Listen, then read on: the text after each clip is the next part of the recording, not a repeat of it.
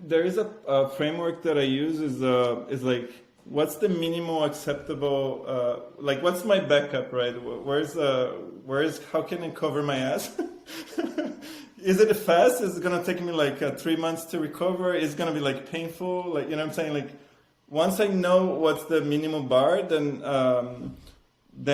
for me it's like okay, the minimum bar gonna get a job at this company is not Facebook, Google, whatever, but it's like good enough and I'm gonna be able to survive and I'm gonna be whatever. Then I just throw myself into like I just go all in, and I think that's fine. I think a lot of people are like that. It's like oh, what's the worst that can happen to me if I try this thing, right? And thinking about the worst makes it's liberating. It's very Yes. liberating.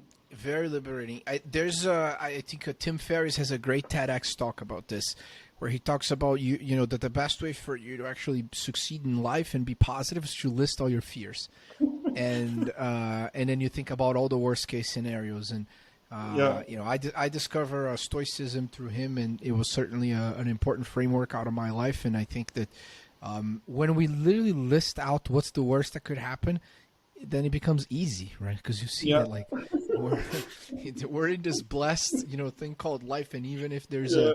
there's a pandemic or all the other things, you know, there's light will always come in one way or the other. So, but coming back, so then, you know, just like how great things that happen in your life, right? PHP course, Yeah. being rejected by Facebook, all these other things. So you at one point said, all right, I'm going all in with all the cooks. Yeah. And how was that process? And basically, oh, go ahead.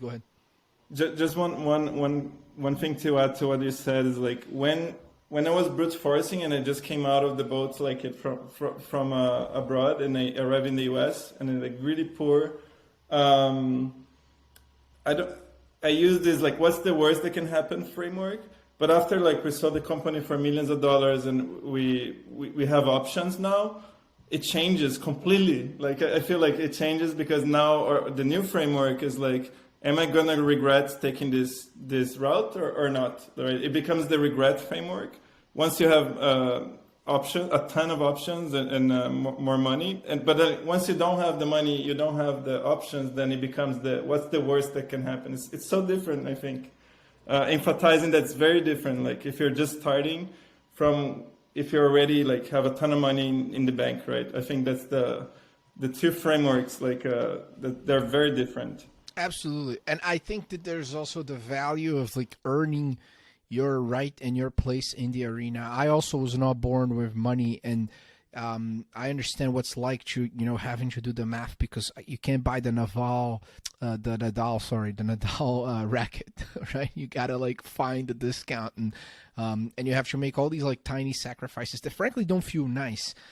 But when you make money and you realize that it doesn't bring you any happiness, it's just kind of like it gives you these like temporary releases of, and it makes you easy.